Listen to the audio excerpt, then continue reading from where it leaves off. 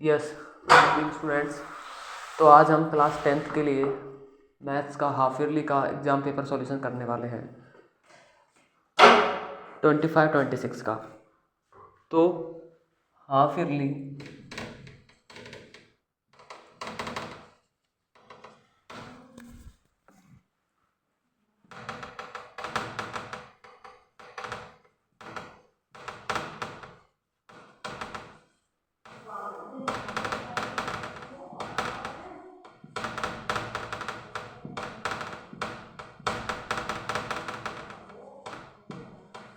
Subject maths.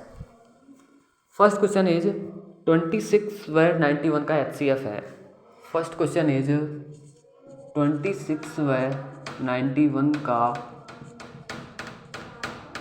HCF है। First question हमको दे रखा है 26/91 का HCF। Option are option A 26, option B 7, option C 13, option D 2। सबसे पहले इस क्वेश्चन का आंसर हम निकालते हैं। तो हमारा क्वेश्चन है कि HCF होता क्या है। तो HCF वो नंबर होता है हाईएस्ट कॉमन फैक्टर।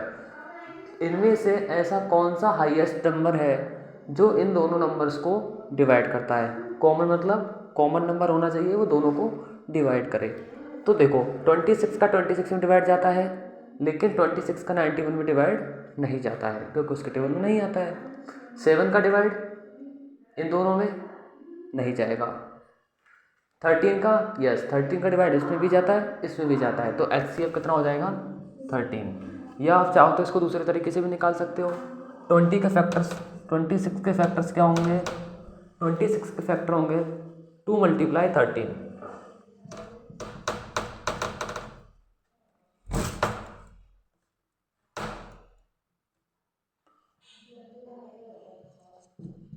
एंड 91 के फैक्टर्स होंगे, आप कर सकते हो 91 के factors.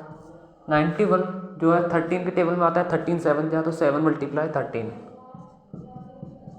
So what is the highest common is 13। तो हमारा आंसर क्या हो जाएगा इसमें 13 is the HCF।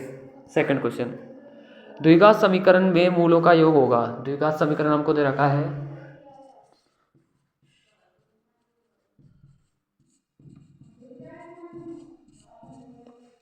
x² + 7x + 10 = 0 में मूलों का योग होगा।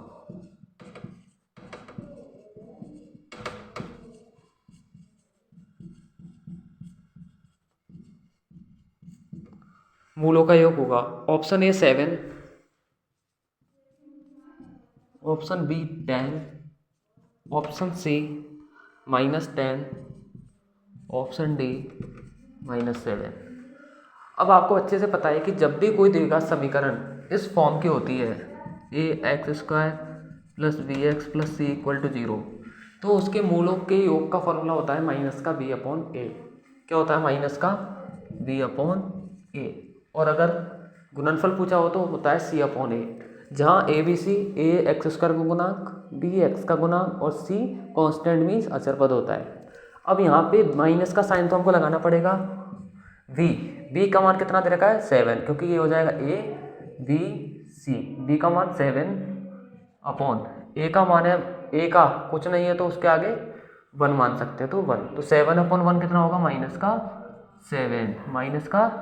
तो -7 हमारा क्या हो जाएगा करेक्ट आंसर हो जाएगा। अगर हमें कांस्टेंट पूछता तो c/a होता है। c मतलब 10/1, तो 10 आंसर होता। इसमें कंफ्यूज नहीं होना है, ये होता है मूलांकों का या मूलों का योग। नेक्स्ट क्वेश्चन थर्ड, यदि x + y = 10 और x - y = 6 हो तो x और y के मान होंगे। क्या बोल रखा है, यदि x + y = 10 और x - y = 6 हो तो x और y के मान क्या होंगे। ऑप्शन ए है 8,2, option B 2,8, option C 4,6, option D 5,5। हमें क्वेश्चन दे रखा है कि यदि x प्लस वाई बराबर 10 हो और x माइनस वाई बराबर 6, दोनों समीकरणों का यूज करके x और y के मान फाइंड आउट करने हैं। तो सुनना ध्यान से कि इन दोनों समीकरणों की सहायता से हमें x और y के मान ज्ञात करने हैं। तो क्या मैं इन दोनों समीकरणों में एक चीज़ कॉमन देख पा रहा हूँ कि x प्लस वाई बराबर 10 और x माइनस वाई बराबर 6। अगर मैं इनको ऐड कर दूँ, यानी मैं साइन चेंज ना करूँ, तो y से y डायरेक्टली कैंसिल आउट हो रहा है। तो 2x बराबर कितना बचा? 16। अच्छा, अगर ये प्लस का y होता तो मैं इसको माइनस करता, इसको माइनस कर सकता था उस कंडीशन में, लेकिन अभी डायरेक्टली कैंसिल आउट हो रहा है तो मैंने इन दोनों किसी का भी साइन चेंज नहीं किया है। तो ये हो गया 2x इक्वल टू 16। 2 कहाँ चला जाएगा? डिवाइड में।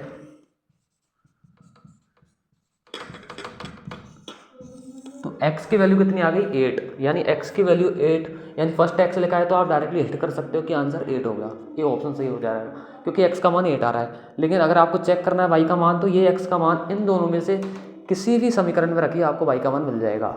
सपोज दैट मैंने x की जगह 8 रखा, 8 उधर जाएगा तो माइनस का 8, तो 10 माइनस 8 कितना हो गया? 2। तो y का मान 2 आ गया। जैसे कि मैं बोलना चाह रहा हूँ 8 plus Y equal to 10, Y equation first में लिख सकता हूँ। तो यहाँ से y इक्वल टू क्या आ गया? 10 माइनस का 8 यानी कि 2। तो option A is the right answer. ये आप राइट कर लीजिए।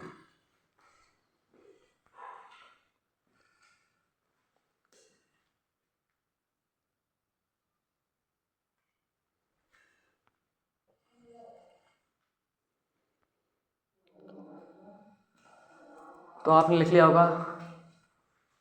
नेक्स्ट क्वेश्चन की तरफ बात करें, ठीक है। तो ये क्वेश्चन समझ में आ गया आपको। फोर्थ क्वेश्चन करते हैं हम।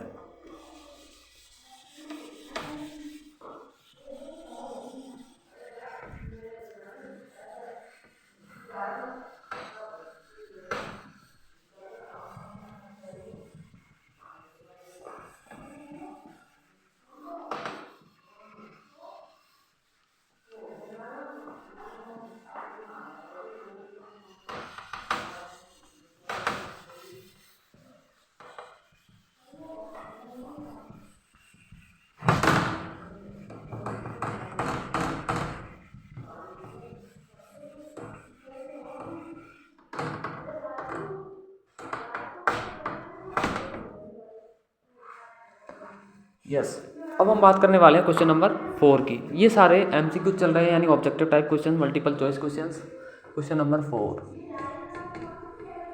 4 क्वेश्चन है, द्विघात समीकरण A X square plus B X plus C में विभक्ति कर, यानी डिस्क्रिमिनेंट डी जिसको बोलते हैं, ज्ञात करने का सूत्र क्या होता है। तो आपको सिंपल सा पता है कि डी इक्वल टू क्या होता है? बी स्क्वायर माइनस का 4ac। तो इसका ये वाला आंसर एकदम करेक्ट हो जाएगा।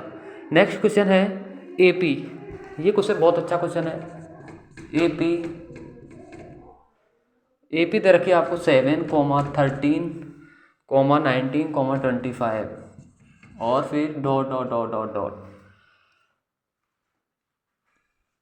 का 12वां पद होगा, यानी what would be the 12th term of this AP.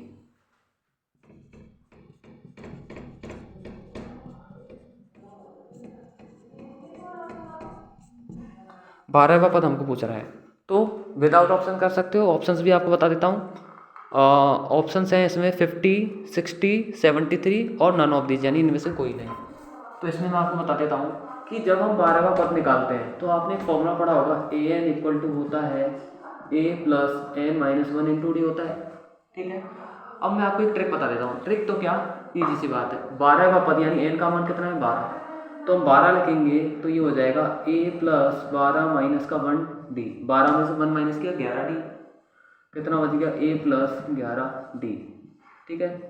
a12 का, तो a12 का यानी a12 मीन्स 12वां पद, नंबर 12th टर्म, इसको बोलते हैं nवां पद। तो ये हो जाएगा 12वां पद। a का मान कितना है? a होता है प्रथम पद, यानी a हो गया आपका 7 प्लस 11, डी होता है अंतर। और समांतर श्रेणी की डेफिनेशन ही यही है कि इसमें सभी पदों का जो डिफरेंस होगा, अंतर होगा, वो सब में बराबर रहेगा। तो मुझे बताओ इनमें डिफरेंस कितने का है? 13 में से 7 माइनस किया तो कितने का डिफरेंस आ रहा है? 5 का डिफरेंस आ रहा है। 5 का आ रहा है तो 5 लिख देंगे हम डी की जगह पे, और 11 डी का मतलब है 11 गुना डी। कितना हो जाएगा? 11 5 जा 55, 55 में 7 ऐड किया तो कितना हो जाएगा? 7 और 5 12, 62 आ जाएगा। तो आंसर आ जाएगा आपका 62 आ जाएगा इसका आंसर।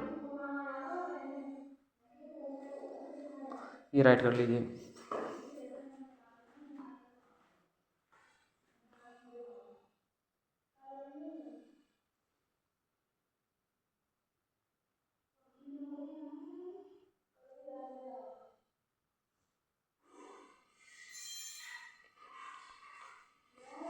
नेक्स्ट क्वेश्चन की बात करते हैं। Question number 6। एक ट्राइंगल आपको दिया गया है, एक ट्राइंगल आपको दे रखा है, उसके अंदर क्या किया हुआ है? D E A B C 4, और यहाँ पे ये लिखा हुआ है बी 6 9, और यहाँ पे लिखा हुआ है एक्स, एंड लिखा है डी ई जो है वो पैरेलल है बी सी के, तो x का मान क्या होगा? तो देखो इसको करने का सिंपल सा तरीका है, जब भी डी ई बी सी के समांतर होता है यानी पैरेलल होता है, ये पैरेलल का साइन होता है, तो इनके जो रेशियो होते हैं यानी अनुपात होते हैं वो इसका अनुपात इसके अनुपात के क्या होगा? बराबर होगा। यानी 4/6 बराबर होगा x/9 के, यानी 4/6 बराबर होगा x/9 के। अब आपको पता है x का मान निकालना है, तो ये 9 किधर हो जाएगा? इधर मल्टीप्लाई में आ जाएगा, तो 4 9 जा 36 हो सकता है। 36 को जब 6 से डिवाइड करोगे तो x का मान कितना आ जाएगा? 6, तो x इक्वल टू कितना आ जाएगा? 6, तो इसका आंसर हो जाएगा x का मान 6 हो जाएगा, x का मान 6 हो जाएगा। समझ आया आपको? ओके बच्चा पार्टी। नेक्स्ट क्वेश्चन है, वृत्त का व्यास AB है। मुझे लगता है कि क्वेश्चन पेपर सभी के साथ होगा, तो आप लोग क्वेश्चन पेपर आप देख सकते हो। यस, नेक्स्ट क्वेश्चन है, वृत्त का व्यास AB है। वृत्त का व्यास क्या है? AB। क्वेश्चन नंबर 7, वृत्त का व्यास, ये मैं सपोज दैट मैं ये एक वृत्त मान लेता हूँ, और वृत्त का व्यास जो होता है वो उसके केंद्र से पास करता है AB। इसका सेंटर में मान लेता हूँ O कोई सेंटर है। अब इसमें बोल रहा है कि A जो है वो 3, -10 है, A का निर्देशांक, और V के निर्देशांक है 1,4। V के निर्देशांक है 1,4। तो वृत्त के केंद्र के निर्देशांक क्या होंगे? वृत्त का केंद्र ये है। अब मुझे बताओ, वृत्त का केंद्र जो है क्या वो इन दोनों बिंदुओं से समान दूरी पे होगा या मध्य बिंदु होगा क्या?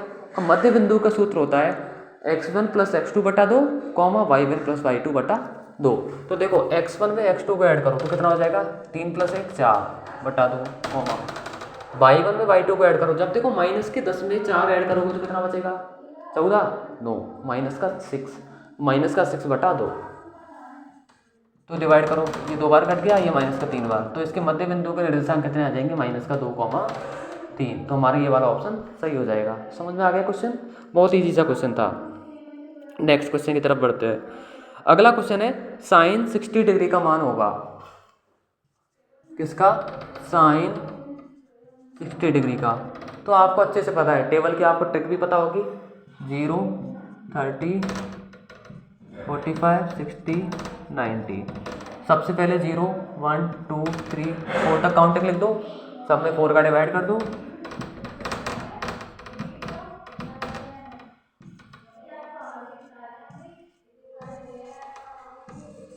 अब जो हमें मान मिलेगा वो मिलेगा साइन का। इसका मिलेगा साइन का, यानी साइन थीटा का।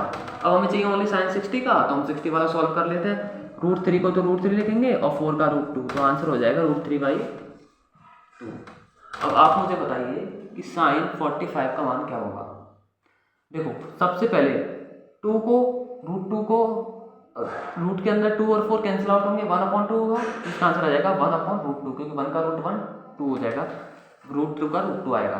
अगर आप इसको लिखना चाहो तो इसका आंसर 0 आएगा, इसको लिखना चाहो तो 1/2 आएगा, और इसको कैंसिल करोगे तो √1 का 1 आ जाएगा। ये टेबल भी आपको बनाना सिखा चुके हैं। नेक्स्ट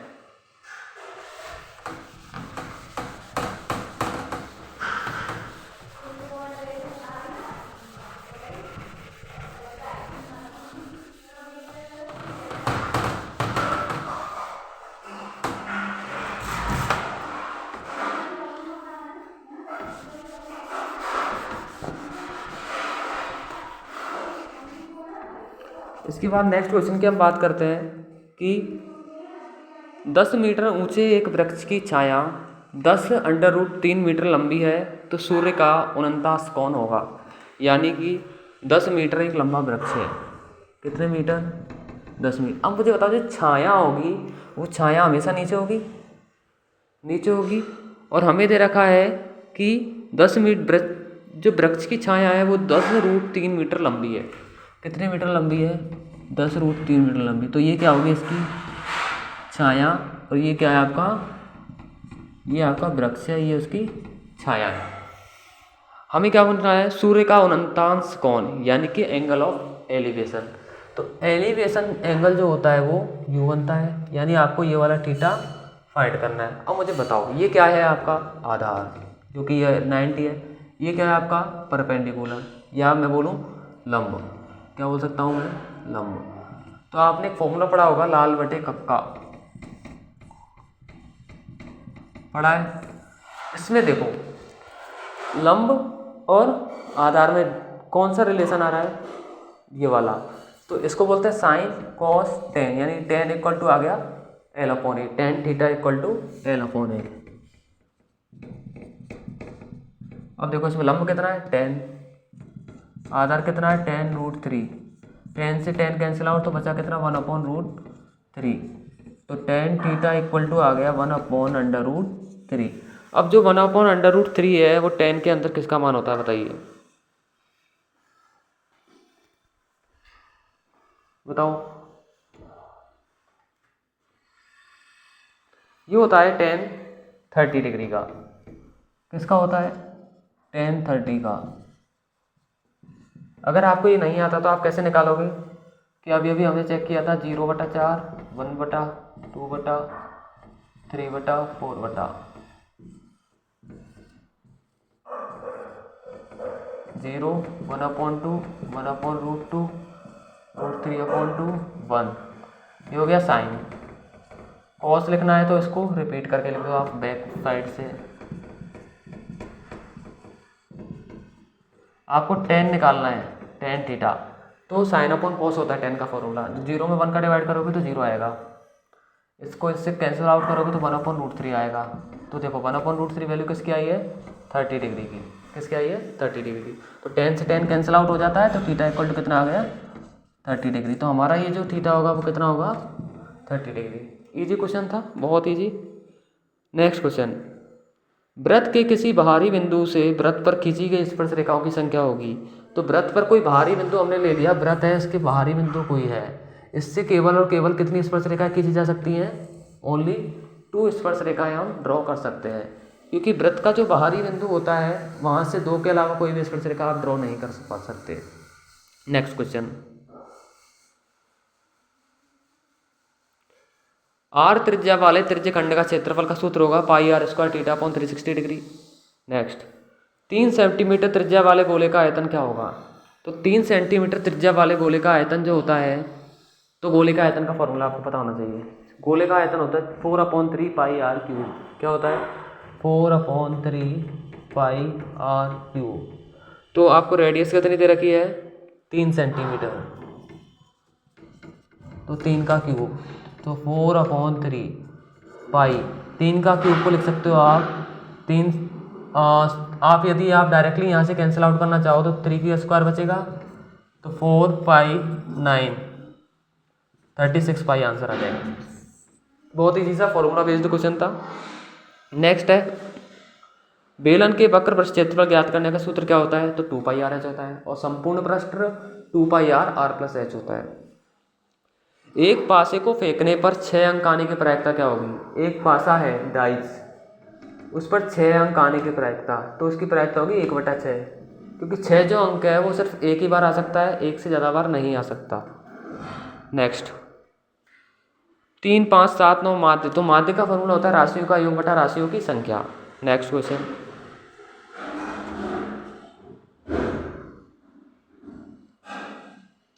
तो आपके जो ऑब्जेक्टिव टाइप क्वेश्चन हैं वो सारे लगभग हो चुके हैं, बाकी के क्वेश्चंस के लिए हम बाद में